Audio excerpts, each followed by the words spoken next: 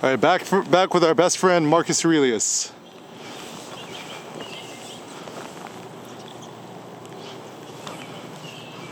Marcus Aurelius Antonius. All right, the OG Stoic. So I'm just trying to think. It's like, what is the best life philosophy to adopt right now? And I think it's probably kind of like Stoicism. So what is the philosophy of Stoicism? Stoicism is essentially like life is chaotic, random, and unwieldy, yet it is still beautiful and worth living, simply put. And I kind of like how Stoicism is a very practical philosophy in which it's like, I don't know what it means to meditate on existence, but I know what it means to, be less afraid, less anxious, to be happier, to, how to interact with Cindy, my friends, families, and so forth. And so Stoicism is very useful to study Marcus Aurelius, the Meditations, all the letters from Seneca and the OG Stoics. They're all good. And I think it's also really important that we barbell it because on one hand, Stoicism is about building a harder shell, but on the other half, we need to let ourselves become more childlike. So I think the ultimate synthesis is like, kind of like maybe the ultimate child meets philosopher.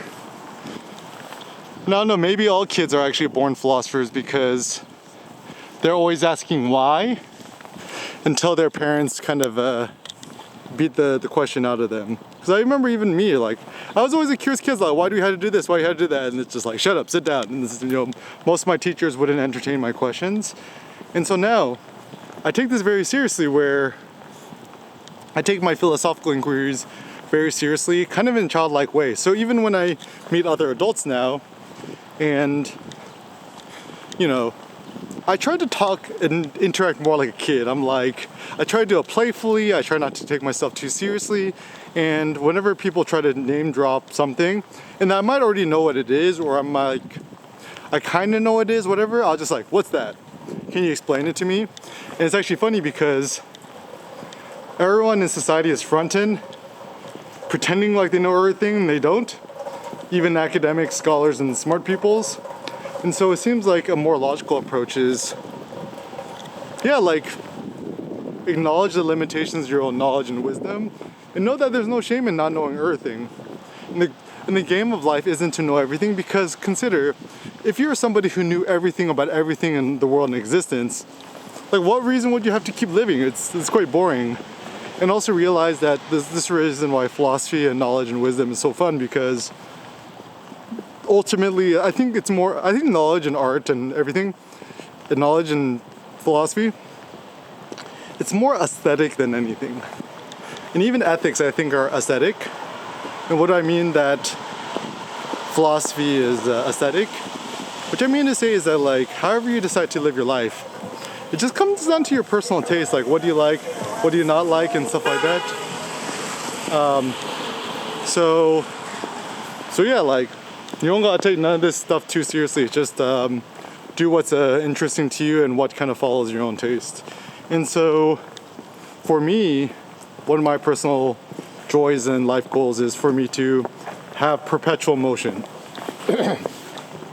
So perpetual motion meaning I'm always walking, I'm always thinking, I'm always wondering, and I'm always trying to learn more. And this is also something I've been learning too, is that like maybe we should treat it kind of like you need to intake more art and outside inspiration and life and experience and so forth like that.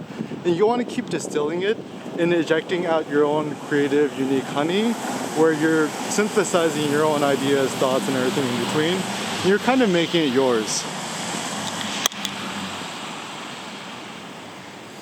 And I think this is actually really important because very rarely do we actually have the courage to posit our own ends and posit our own ideals, we're kind of scared and afraid to say, this is just my opinion.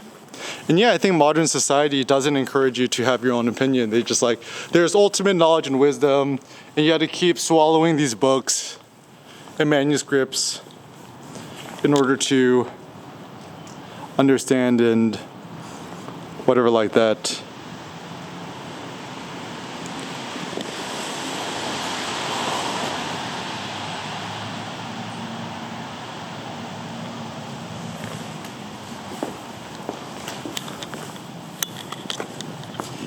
And so, yeah, just with anything in life, know that however you decide to live your life, it's mostly aesthetic. Like aesthetic in terms of how things look, how things behave, how things act. And so I know for myself, I think maybe the legacy I want to personally leave is to be a philosopher of aesthetics, of personal bodily aesthetics, my own aesthetics, aesthetics when it comes to art. Even when you think about composition and stuff like that, that's all aesthetic. Also, what to photograph, what not to photograph, what makes good art, what makes bad art. You know, should we even care? These are all aesthetic questions. So just know that ultimately philosophy in your life is aesthetic, and strive to create your own version of beauty.